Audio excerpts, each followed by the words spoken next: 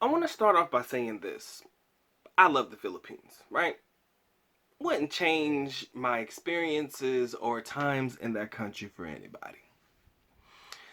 But when things like this happen, I gotta say my piece. I'll let y'all go on about your business, but let me say what's on my mind real quick. So apparently, as I'm looking at this article, it says civic leaders seek to block BongBong Marcos candidacy for president.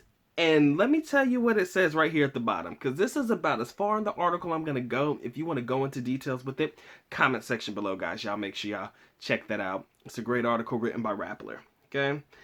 It says Marcos is not eligible to run for any public office as he is plainly a convicted criminal, says the petitioners. The Marcos camp calls it a predictable nuisance petition. So basically, they're trying to put together a petition so that this man cannot run for presidency. But if you're going to keep this energy, guys, you got to keep this energy across the board.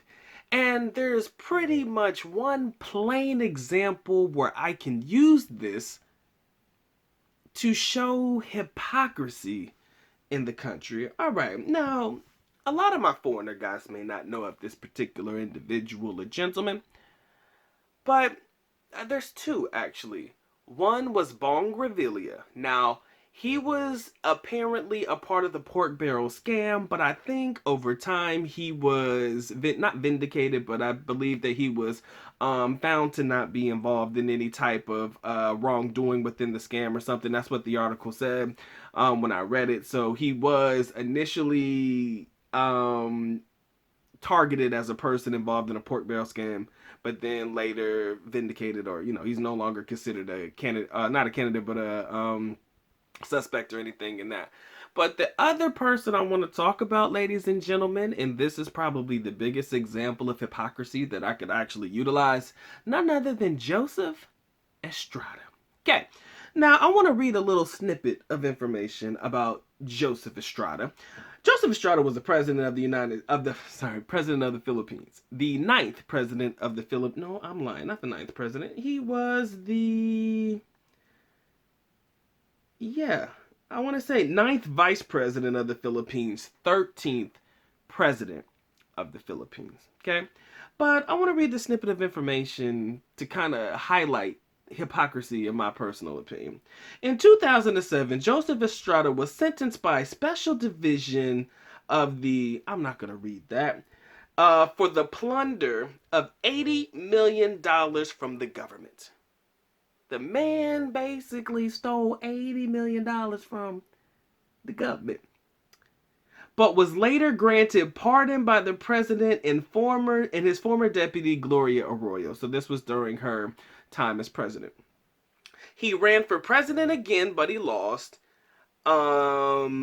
He later then served as the mayor of Manila for 2 terms between 2013 and 2019.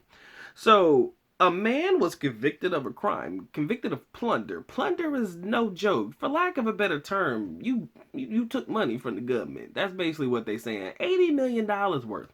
You were damn near convicted of that shit by a special division that said, bro, you took that money. But not only were you able to run again in 2020 for presidency against Aquino, which he did lose, you still served as mayor for 2 terms of Manila between 2013 and 2019.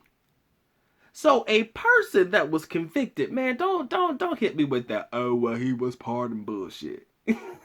Don't do that. Don't do that. He was pardoned. I get it. When you're pardoned or you receive a presidential pardon, it's like null and void. But come on now. Come on now. Y'all gonna get BongBong Marcos, right? But Estrada, he kind of got in trouble too. But he was still able to run for mayor. He was still able to run for the presidency. So you're going to actually try to get my man for crimes or being a convicted felon. But y'all let Estrada do the exact same thing. And even if it's like, for me, it's like, okay, You do the crime, right? You get pardoned for it, but the people still know. Think about this. I want y'all to really marinate on this one. He was convicted of the crime. He was found guilty, it seems. And although he didn't serve any jail time, he had his pardon.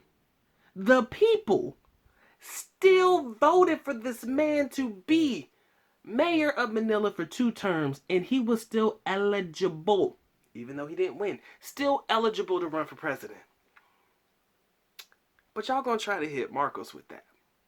Now, again, this is y'all politics. I'm just interested and I'm intrigued by it. I'm just a guy sitting in the corner with an opinion. Foreigner in the corner with an opinion. But if I remember correctly, I'm in my earlier video, I talked about y'all got to keep that same energy across the board. That's all I ask. If you're going to be mad at somebody, if you're going to be happy for somebody when they do good, you got to really get on them when they do bad. But if you're going to get mad at this man and say, oh, he was a criminal, he was this, he was that, and all of the above, but we still let Estrada kind of do the exact same thing. I'm like, yo, you can't pick and choose. Like, yeah, it's okay for him, but it's not okay for them, because if you want to go out on the limb and say, look, Estrada did what he did. Yes, he was pardoned for it, whatever it may be. Wouldn't you say, well, okay, BongBong Marcos, whatever you're saying, he's a criminal of, he did it, whatever he did, but okay.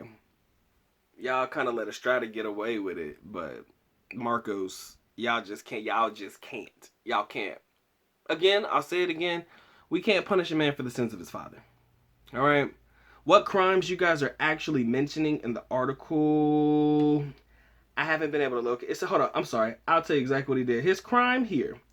It says Marcos falsified his certificate of candidacy when he claimed that he was eligible to be a candidate for the president of the Philippines in 2022 national election, when in fact he is disqualified from doing so. Petitioners claim that Marcos is not eligible to run for any public office as he is plainly convicted criminal. They are referring to a 1997 conviction of Marcos for failure to pay income tax returns between 1982 and 1984. During the time he was vice governor and later governor of Ilocos Norte. So for failure to pay, he's a convicted criminal. But did he? I can't ask that question. I was gonna say, did he steal money from the people? I don't know, but I think it's just interesting, guys. Don't hate me for having an opinion, but I often say, guys, we gotta have that same energy across the board, man. We can't sit there and say, okay, for Estrada it's cool and we can elect him to be in office, but then Marcos does something and all of a sudden, nah, man, we ain't gonna let this man ride. Can't happen. No. And I do believe it's still punishing a man for the sins of his father. I do. But like I said, everybody's entitled to an opinion, guys. I was just interested and intrigued that they're trying to block this man's candidacy. They're not even going to give him a chance to even try to run.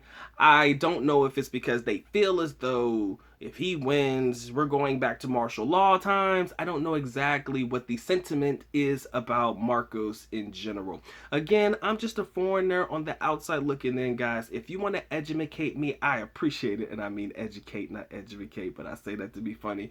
But the comment section below is there, ladies and gentlemen. What is this energy against BongBong Marcos that has people just saying this man cannot run for president? There is no way, no how. If he wins, the Philippines is going to be in ruin.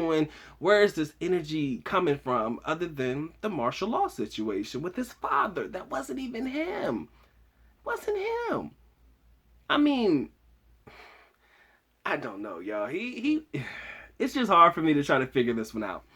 But the fact that y'all let Estrada run, and I don't know how many people have problems with it, but the fact that he ran for office and actually still won and was able to serve 2 terms, it blows my mind. But y'all gonna come down on Marcos for this. And again, I'm not gonna sit there and say, everybody's gonna look at me like, oh my God, Doc is a Marcos sympathizer. Look at him. He's just letting everything that in the past go away and he's just this and that. No, I'm a seriously concerned outside foreigner wannabe citizen of the country that has an opinion, and I want to know where the energy comes from. And the comment section below is wide open. Good, bad, or indifferent, you comment how you feel necessary. All right, this has been a good doc, man. Y'all take care. Y'all stay blessed. Doc is on to the next one. If you guys want to support, you already know how to do that. There's a thank you in the corner. Drop a couple dollars on the Good Docs books. If you guys have a comment, let me know. But you know the likes are mandatory, so make sure y'all caress, molest, and distress yourself all over that like button. With that being said, Good Doc is officially out. At least nako paalam, which means I am going now. Bye bye. As always, love you guys. Sincerely do. Makita. Mabuhay. Peace.